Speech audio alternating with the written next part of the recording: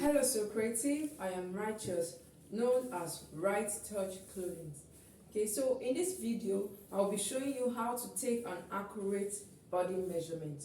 You all know to get a perfect fit, it starts from taking an accurate body measurement. Okay, if you don't take an accurate body measurement, it means your drafting, your sewing, your fitting will go wrong. Okay, so I'm here to show you and to guide you on the perfect way to take an accurate body measurement. Okay, to start with, we'll be tying a tape around a front length. Okay, so how do you know where your front length is? Okay, because in pattern drafting, our front is always longer than the back. Okay, so I'll be showing you how to get the difference between your front and your back length. So here with me, I have a tape here. So you can actually get an elastic band. You can actually have two tapes if you want. So this tape is meant to help you locate where your true front length is. And when you take the front length around from the shoulder to that part, and you take from the back to where you tie that tape, you'll be able to know the difference you have between the front and the back. So let me teach you this example.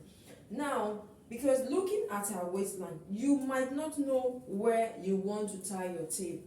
How do you get that? When you feel your waist, you will feel that part, okay, that boneless part of your waist. That is where the front length is. Number two, you can actually tilt a bit. You can tilt a bit to the side, okay?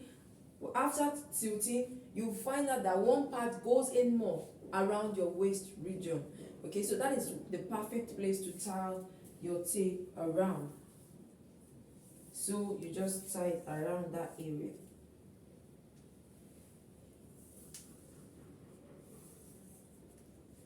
Now, there are some styles that you don't want the front length to be here. Okay, so however you want the front length to be, that is where you tie a tape around. Okay, just like the first class we'll be having. Okay, the front length is not sitting on the true waistline. Okay, the front length is coming down a bit. Okay, because of the corset illusion we did around the waist region. So what I'm showing you now is the normal front length. Okay, so after tying my tape, I'll take the second tape from the highest point of the shoulder area, okay, which is here, from the highest point of your shoulder area. Please don't taking your measurement this way is wrong. No, you don't do that in pattern drafting. You take your measurement from this part across the bust, okay? You don't come to take your measurement like this. This is wrong. You take your measurement across the bust area to where your tape is. You can actually take it from the starting of this tape here or below the tape line. It's fine, okay? The both will work perfectly. So now, we'll also be taking the shoulder to the under bust area, okay? So to have that good fitting cup effect, okay, you will see some bust here that the cup is not packing very well. Okay, it comes from taking your under bust measurement. It means the under bust measurement you took was wrong. So here is the perfect way to take your accurate shoulder to under bust measurement. So after getting to the under bust part, okay, where you have the brow wire sitting right, so you take one hand to lift up that brow part a bit. You lift it up like so. Okay, let's take this example. Now our bust is like this, and I take this measurement. Okay, what I'm having here is 14.75 without lifting the bust, right? It means if I work with this, it's not going to pack her very well the way I want. So what I'll do is I'll just use my finger to lift the bust a bit. After lifting, what I got here is 14. So you can see that there's a difference of 0.75. That 0.75 will go a long way in destroying your outfit. Yes, it will not make the bust to sit right. So after that, we'll also be taking maybe the gown length okay? Or if it's a blouse, you take the blouse length. So if it's a blouse you're making, the blouse then should be sitting at the pelvic area, on top of the pelvic area.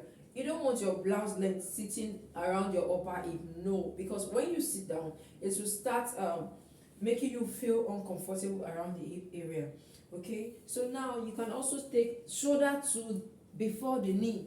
If you're working with a mermaid gown, you take shoulder to before the knee, or from the mid knee you can come up by about 4 or 3 inches, depending on where you want your mermaid gown to start flowing from. For brides, most people use it from most people do their mermaid at the knee part, okay? They have to start extending the sides from the knee part. That's for people who are making a bridal wear, okay? But if it's your regular asoebi at home, so you can actually come up a bit before the mermaid will flow. Now you will also take the length of the gown. If she's wearing a heel, okay, you can actually just add maybe 1 inch or 2 inches to her length. So if I were to take a normal length, I'm having 60 here. But if I'm to work with her because she's wearing an heel, so I'll just take 61.5. I hope you understand. So now moving to the back, please turn to the back. Now, you also need to know how to take a perfect shoulder, okay? Your shoulder measurement affects your armhole. If you take a wrong shoulder measurement, it will make the armhole not sit perfectly. You start having excess and gaping around the armhole area, okay? So here is how to take a perfect shoulder measurement. So now, you can take it in 2 ways. You see this part, when you touch the back of your neck, you will find out there's the nape there around the center neck of your client, okay? So from that part, you place your tape to where the hands and the body is joining together, okay? Around your shoulder, you will notice that the hands is joining to the shoulder area at some point, okay? That is where your tape should stop. So now you can take it that way, or you can take it round, like full, okay? So I still got the same measurement, 16. Taking it halfway, I got 8, which is 8 plus 8, which gives me 16 inches. So our shoulder measurement is 16. You can actually ask your client to also raise up her hands. After raising up her hands, you'll find that one part is going in, okay? That is where you should stop your shoulder measurement. So now, from here, I'll also take a back length, okay? From the nape of the neck, that is where you start taking the back length. And that is what will give you the difference between your front measurement and your back measurement, okay? So now, from the nape of the neck, the back measurement is 14.5, okay? While the front, I got 17 inches.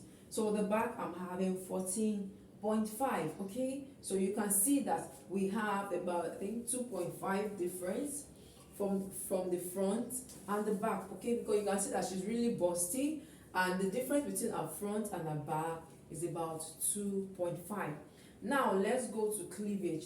How to take your cleavage depth. To take your cleavage depth, you start from here, okay?